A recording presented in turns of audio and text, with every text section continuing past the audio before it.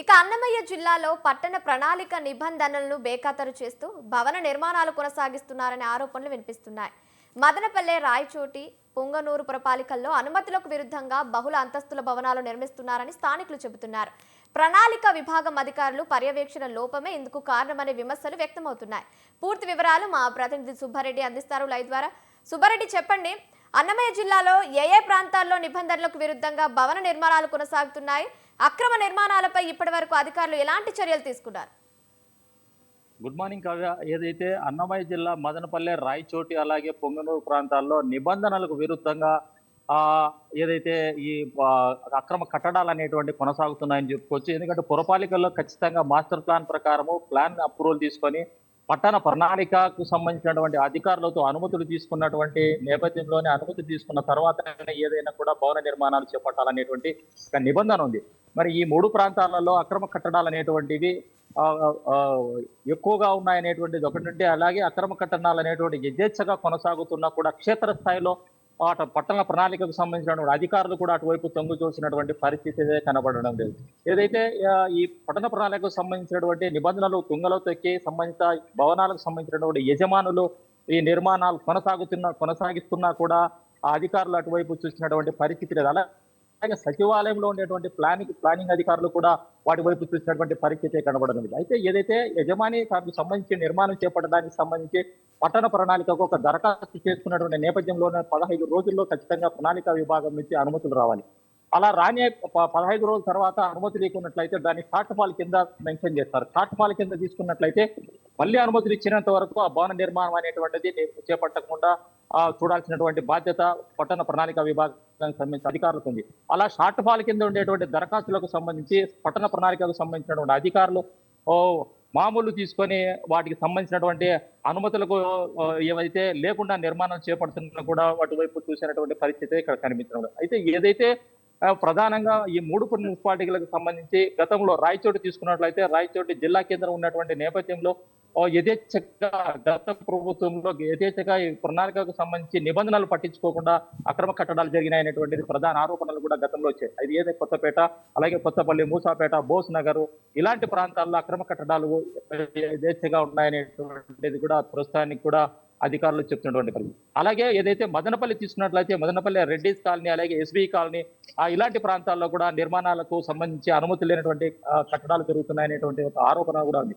ఇంకా అటు పుంగనూరు తీసుకున్నట్లయితే ప్రధానంగా మదనపల్లి రోడ్డు, అలాగే పలమనేరు రోడ్డు ఈ ప్రాంతాల్లో, అలాగే మదనపల్లికి సంబంధించి బైపాస్ రోడ్డు ఈ ప్రాంతాల్లో అంతస్తులకు సంబంధించి అంటే 2 అంతస్తులకు అనుమతులు తీసుకొని 4 అంతస్తుల నిర్మాణాలు కొనసాగిస్తున్నారు అనేటువంటిది. అలాగే ముసుగులు వేసి ఏదైతే నిర్మాణాలు చేపట్టేటప్పుడు అధికారులు కనిపించకుండా ముసుగులు వేసి ముడుపులు ఇస్తే ఈ నిర్మాణాలు చేపడుతున్నారనేటువంటి ఒక బలమైన ఆరోపణలు కూడా ఉంది. మరి క్షేత్రస్థాయిలో పట్టణ ప్రణాళికకు సంబంధించినటువంటి అధికారులు క్షేత్రస్థాయిలో వెళ్ళకపోవడంతోనే సంబంధిత భవనాల యజమానులు ఈ నిర్మాణాలు చేపడుతున్నారనేటువంటి ఒక ఆరోపణలు కూడా వస్తున్నాయి. అయితే ఏది ఏమైనా కూడా మరి పట్టణ ప్రణాళిక అధికారులు ఎందుకు పోవడం లేదు, ఈ ముడుపులు మత్తులతోనే ముడుపులు తీసుకున్నటువంటి నేపథ్యంలోనే అటు ఒక్క చూడడం లేదనేటువంటి ఒక ఆరోపణలతో పాటు ప్రణాళికకు సంబంధించి ఏదైతే ఇంత 2 అంతస్తులు తీసుకున్నటువంటి భవనాలు 4 అంతస్తుల నిర్మాణం చేపట్టేటువంటి నేపథ్యంలో నిబంధనలు లేనటువంటి నేపథ్యంలో ఏదైనా ప్రమాదాలు జరిగితే బాధ్యత ఎవరు వహిస్తారనేటువంటి ఒక ప్రశ్నార్థకం కూడా ఇక్కడ నిలబడిపోయేటటువంటి పరిస్థితి. మరి ఈ ప్రాంతాలకు ఈ 3 మున్సిపాలిటీలకు సంబంధించి జరిగేటువంటి నిర్మాణాలపైన సంబంధిత ఉన్నతాధికారులు కూడా అటువైపు దృష్టి పెట్టడం లేదు, క్షేత్రస్థాయిలో అటుపక్క వెళ్ళడం లేదు.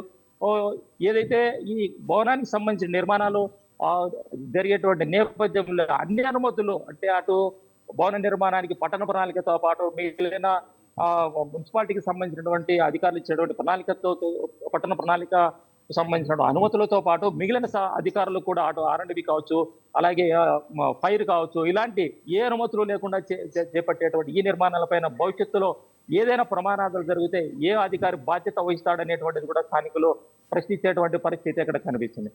ఏది ఏమైనా ఓవరాల్ గా చూసినట్లయితే అటు ప్రభుత్వానికి కూడా ఏదైతే ప్రణాళికకు సంబంధించి డబ్బులు ఏదైతే అందుకు సంబంధించిన ఫీజు చెల్లించినటువంటి నేపథ్యంలో ప్రభుత్వానికి కూడా రుసుము రూపంలో అమౌంట్ వచ్చేటువంటి పరిస్థితి ఉంది. మరి అది కూడా కనిపించడం లేదు ఇక్కడ.